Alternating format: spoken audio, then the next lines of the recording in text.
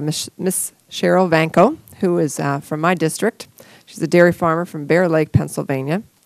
In addition to being a Pennsylvania Farm Union member, Ms. Vanco is also active with the Farmers Union Milk Producers Association and serves on the Pennsylvania Animal Health Commission.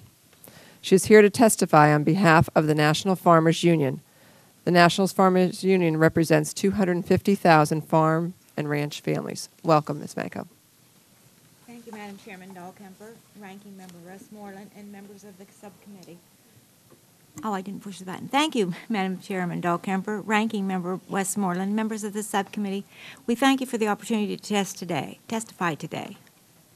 My name's Sheryl Vanco. My husband and I have and operate a 95-cow dairy in northwestern Pennsylvania. We hire 2 full-time workers. One of them's an Amishman. My husband and I both work full-time on the farm. It's a lifestyle that we chose and that we love.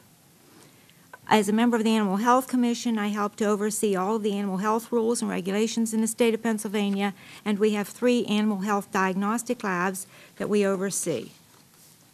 We're proud of our industry in the dairy industry. We produce a quality product and we produce quality meat products. We work very hard to ensure that they're wholesome when they meet the market. Our farm facilities are inspected by state and federal inspections. And annually, our milk is tested for brucellosis. There's mandatory monthly testing for bacteria. Weekly, our milk is tested for somatic cell counts, which indicate the health of the cow's udder. Every drop of milk that we ship to market is tested for antibiotic residues, and it's very costly if a farmer has a load of antibiotic milk. He loses not only the value of the milk of his on the truck, but he's responsible for paying the value of all the other milk. Typically, there's $10,000 worth of milk on the truck. We routinely vaccinate our cows to prevent diseases and take very good care of them if they need prompt help with any of the medical emergencies that they encounter. Veterinarians are in very short supply for large animals in this country now, so most of the farmers and herdsmen do a lot of the veterinary work themselves. We have nutritionists who advise us on the diet for the cows to keep them healthy. Cows have a very high value, and they're the heart of the dairy business. We work very hard to take very good care of our cows. We appreciate them both for their value and the emotional attachment that we have with them when we work with them every day. But when the cow's productive life is over, it joins the beef cattle in the market. The animal is visually inspected before and after slaughter, and unhealthy cattle, whether they're downers or not, do not enter the food chain. Our domestic meat and milk products are highly regulated for quality and safety on the farm level. Dairy is one of the most highly inspected and regulated industries in the food industry. When there's a problem that leads to a dairy or beef recall, the contamination is usually found to have been after it has left the farm. Not only does the product recall of hamburger affect the financial loss of the processing facility, but it leads back to a reduced consumption by the consumer, which leads to lower prices for the farmers. This works the same way in milk products. As soon as people back off from purchasing them, it ultimately leads back to us receiving less money for our milk or our meat that we are selling.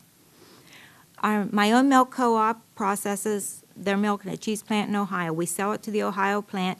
If there were to be a product recall for dairy in the country, we are faced with financial loss because of the loss of consumption. But if we had a recall of the product from the plant that we ship our milk to, it would be much more devastating to us.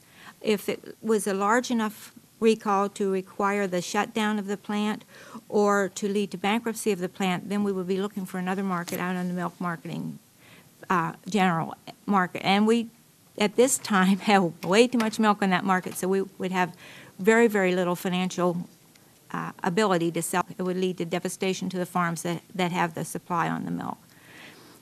We're very highly regulated on the farms. Ports pose a greater threat to the health value in the United States than the farm-produced milk in this country. A minimal amount of that milk is inspected, and we think that it should all meet the same health requirements that we meet. The recent melamine scare should wake everyone up to the fact that we need to regulate these imports. That melamine came in powder into this country, could have very easily been in food vats that produced the cheese that we ate. We were very, very lucky that it was just showing up in a couple of candy products. It could have been far more reaching in this country, and we could have been facing the health problems that the Chinese have faced. it comes into this country under the guise of MPCs, which is multiple protein components. It was missed in the last trade round, so it is not regulated, it does not really have a standard of identity to inspect it, and it's both economically devastating to this country and poses a health risk to the products that we work very hard to produce for you.